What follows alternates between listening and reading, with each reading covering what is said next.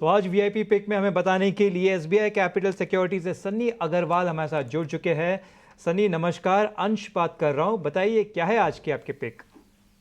या good afternoon everyone. आज का पिक रहेगा वीआईपी सेगमेंट से Nippon life India asset management, जो नाम इंडिया के नाम से जाना जाता है। करंट मार्केट प्राइस 678 680 है और अपना प्राइस टारगेट रहेगा 800 का with investment horizon of 6 to 12 month.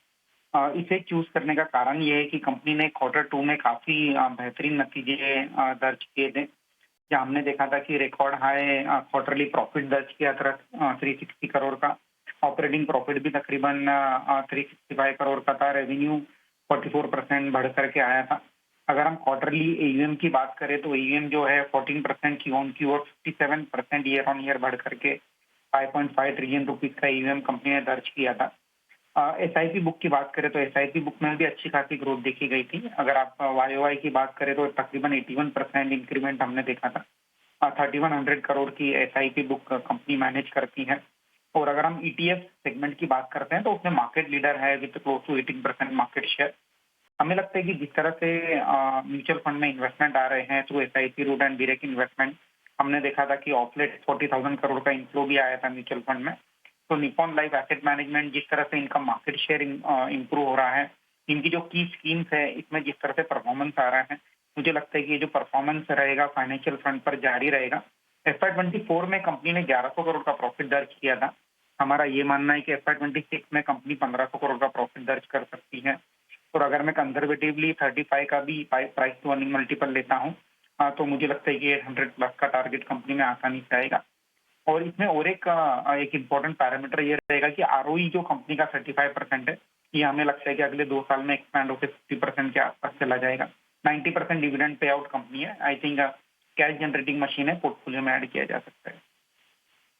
बिल्कुल, निप्पॉन एएमसी को खरीदारी की राय यहाँ पर दी गई है। लक्ष्य भी देखें तो 800 रुपये का, अवधि देखें तो 6 महीने से 12 महीने तक इसे होल्ड कर सकते हैं। बहुत बहुत शुक्रिया सनी इस रिकमेंडेशन के लिए। तो ओशो में वापस आपके पास आना चाहूँगा। ज़रा निफ्टी एफएमसीजी इंडेक्स देखिए, आज के दिन देखें तो काफ़ी फ्लैट ट्रेड करता हुआ नज़र आ रहा है। नवंबर लो से देखें तो कुछ 5% का रिकवरी दिया था।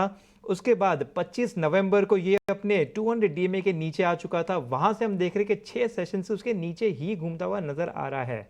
तो क्या आने वाले समय में अगर यहाँ से एक अच्छा ब्रेकआउट आता है तो कौन से स्टॉक्स है जहाँ पे ऐसे सिमिलर पैटर्न बनता हुआ आपको नज़र आ रहा है?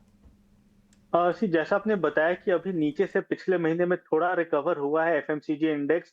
एंड मेजरली अगर हम इसका स्ट्रक्चर देखें तो एचयूएल से बिल्कुल टैंजेंट में मूव कर रहा है। एचयूएल भी अपने 200 डे सिंपल मूविंग एवरेज के पास ही कंसोलिडेट कर रहा है एंड एक्सपेक्टेड रहेगा कि जब तक अपने 200 डे सिंपल मूविंग एवरेज को क्रॉस नहीं करता, एक डिसाइसिव मैनर में एक क्लोजिंग नहीं दिखाता है, तब तक साइडवेज टू नेगेटिव जोन में ही major of the counters trade कर सकते हैं।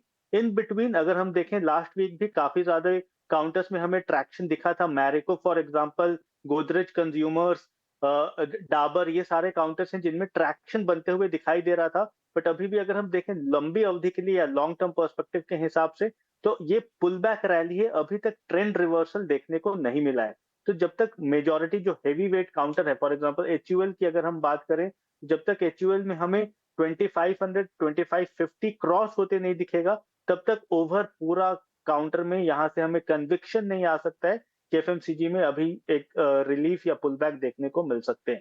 तो ओवरऑल मेजर काउंटर्स में ट्रैक्शन है। ट्रेडर्स पॉइंट ऑफ व्यू से आपको ट्रेडिंग की अपॉर्चुनिटी मिलेगी, बट यहाँ से रिवर्सल करने के लिए हमें नियरली 50 टू 100 पॉइंट्स का वेट करना चाहिए हेवी वेट काउंटर।